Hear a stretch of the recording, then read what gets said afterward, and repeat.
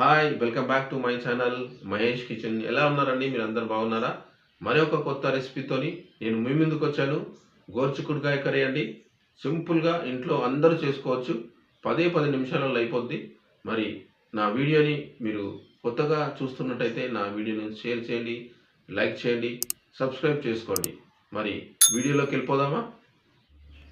గోరుచిక్కుడుకాయ కర్రీకి నేను ముందుగాల గోరుచిక్కుడుకాయని బాగా కడిగి తీసుకున్నానండి. ఇది హాఫ్ కేజీ ఉంటుంది. అలాగే 2 టమాటా, 2 ఉల్లిగడ్డలు, 2 పచ్చిమిరపకాయలు. అంతేనండి, సింపుల్గా రెడీ చేసుకోండి. ముందర గ్యాస్ మీద ఒక బౌల్ పెట్టుకొని బౌల్ వేడయ్యాక అందులోకి 2 టేబుల్ స్పూన్ల మంచి నూనె వేయండి. గిన్నె వేడెక్కిన తర్వాత ఒక హాఫ్ టీ స్పూన్ జీలకర్ర వేయండి.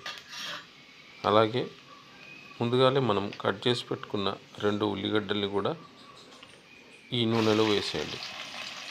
ఇప్పుడు వీటిని బాగా మిక్స్ చేయండి.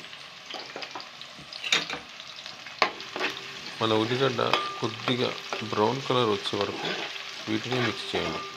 స్టవ్ ఎప్పుడు హై ఫ్లేమ్లో పెట్టుకోకండి. స్టవ్ని ఎప్పుడు మనము మీడియం ఫ్లేమ్లోనే స్టవ్ని పెట్టుకుందాం. ఎందుకంటే ఏ ఫ్లేమ్లో పెట్టుకుంటే మాడిపోతాయి కాబట్టి మీడియం ఫ్లేమ్లో పెట్టుకోండి. ఉల్లిగడ్డ వేగిందండి, బ్రౌన్ కలర్లో వచ్చేసింది కొద్దిగా. ఇప్పుడు మనము హాఫ్ టీ స్పూను పసుపు వేసుకోండి. ఈ పసుపుని పచ్చివాసన పోయే వరకు వేయించుకోండి.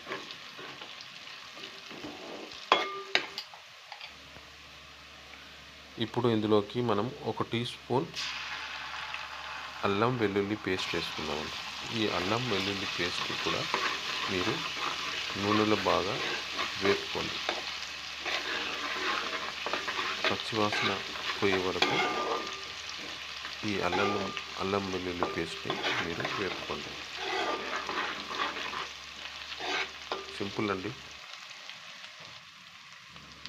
ఇప్పుడు ముందుగా మనము గోరుచిక్కుడుకాయని కట్ చేసి పెట్టుకున్నాం కదండి, ఆ గోరుచిక్కుడుకాయని ఇందులో వేసేయండి. ఇప్పుడు ఈ గోరుచిక్కుడుకాయ బాగా కలపండి. మంచిగా పసుపు, వెల్లుల్లి ముద్ద వీటికి బాగా పట్టే విధంగా కలుపుకొని మనం ఉడికించుకుందామండి. సింపుల్ అండి, ఈజీగా చేసుకోవచ్చు. వెంటనే నెక్స్ట్ మీరు ఒక 5 నిమిషాల వరకు మూత పెట్టేసేయండి. చూద్దామండి, 5 నిమిషాలు అయిపోయింది. ఇప్పుడు మూత తీసి చూద్దాము. కొద్దిగా ఉడికిందండి. వీటిని బాగా కలుపుకోండి, మంచిగా మిక్స్ చేసుకోండి. ఇప్పుడు మనము ఇందులోకి 2 పచ్చిమిరపకాయలు కట్ చేసుకున్నాం కండి, ఇప్పుడు వీటిలో వేసేయండి. ఇప్పుడు వీటిని బాగా కలపండి. అలాగే మనం ముందుగా టమాటా తీసుకున్నాం కదండి, అది కడిగి కట్ చేసుకున్నాం కదండి, అది కూడా ఇందులో వేసేసి బాగా మిక్స్ చేసేయండి. మూత పెట్టుకొని ఒక 10 నిమిషాల వరకు ఉడికించుకుందామండి. ఒక 10 నిమిషాలు ఉడకనివ్వండి. చూద్దామండి, 10 నిమిషాలు అయిపోయింది. చిక్కుడుకాయ ఉడికిందండి. వీటిని బాగా కలుపుకోండి, మిక్స్ చేసుకోండి బాగా. ఆ తర్వాత మనం 2 టీ స్పూన్ల కారాన్ని తీసుకుందామండి, ఇందులో వేసేయండి. ఇది కూడా బాగా కలుపుకోవాలి. బాగా కారము మంచిగా చిక్కుడుకాయకి పట్టే విధంగా కలుపుకోండి. ఆ తర్వాత మనము 1 టీ స్పూన్ ఉప్పును వేసుకోండి. ఈ ఉప్పుతో పాటు అలాగే ధనియాల పొడి కూడా వేసుకోండి. వీటిని అన్నిటిని బాగా కలపండి. ఒక 5 నిమిషాలు మూత పెట్టుకొని ఉడికించుకోండి.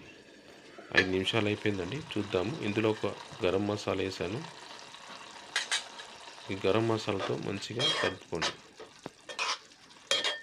ఇలా మిక్స్ చేసుకున్న తర్వాత ఒక గ్లాస్ వాటర్ పోసుకోండి, ఎందుకంటే ఉడుకుతుంది కదా. ఇప్పుడు ఈ వాటర్ పోసుకున్న తర్వాత మంచిగా ఉడికించుకోండి. మూత పెట్టేసేయండి. మూత 5 నిమిషాల తర్వాత మూత తీసానండి. నూనె బాగా తేలిందండి పైకి, అంటే కర్రీ రెడీ అయిపోయినట్టే అండి. చూడండి ఎంత బాగా ఉందండి, కర్రీ అయిపోయిందండి. ఇప్పుడు లాస్ట్లో మనం కొత్తిమీర వేసుకొని కలుపుకుందామండి. సింపుల్ అండి, ఈజీగా ఎవరైనా చేసుకోవచ్చు. 10 నిమిషాలలో కర్రీ అంతా అయిపోయింది. మరి టేస్ట్ చూద్దామా? చాలా బాగా వచ్చిందండి కర్రీ. ఇలా చేసుకొని తినండి. సింపుల్ అండి, గోరుచిక్కుడుకాయ కర్రీ. నా ఈ రెసిపీ మీకు నచ్చినట్టయితే నా ఛానల్ మీరు లైక్ చేయండి, షేర్ చేయండి, సబ్స్క్రైబ్ చేయండి.